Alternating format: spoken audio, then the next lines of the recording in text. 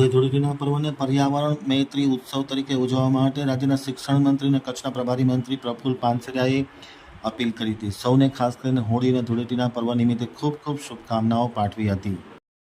નમસ્કાર, સૌ પરિવારજનોને હોળી ધૂળેટીની ખૂબ ખૂબ શુભકામનાઓ. જીવનની અંદર નવા રંગો પૂરીને આવા તહેવારો ઉજવાતા હોય ત્યારે આપણે આ તહેવારોની અંદર આપણી વૈદિક પ્રણાલિકા જે પરંપરા છે એને આવો સૌ સાથે મળીને જીવંત રાખીએ. આ હોલી દહન ગૌશાળા દ્વારા ગોબરની સ્ટીક બનાવવામાં આવે છે, જે વૈદિક રીતે યજ્ઞમાં પણ ગાયના ગોબરનું છાણા જે ખૂબ પવિત્ર મનાય છે.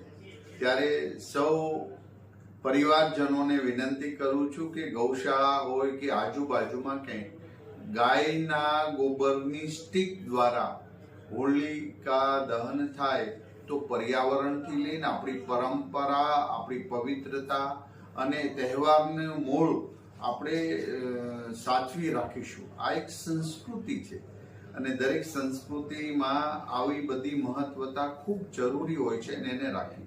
બીજી વાત એ કરવા માંગુ છું કે કેમિકલ યુક્ત કલરો કોઈ પણ વાપરે નહીં.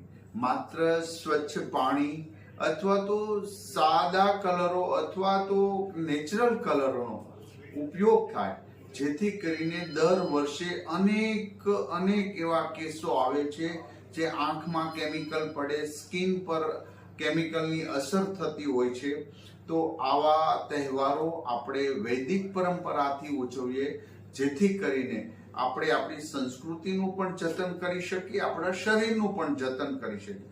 માટે ખૂબ ડેન્જરસ કલરો, કેમિકલ યુક્ત કલરોનો પણ ઉપયોગ આપણે બંધ કરીએ એવી વિનંતી કરું છું. ફરી વખત સૌ પરિવારજનોને હોળી ધૂળેટીની હૃદયપૂર્વકની શુભકામના પાઠવું છું. અસ્તુ.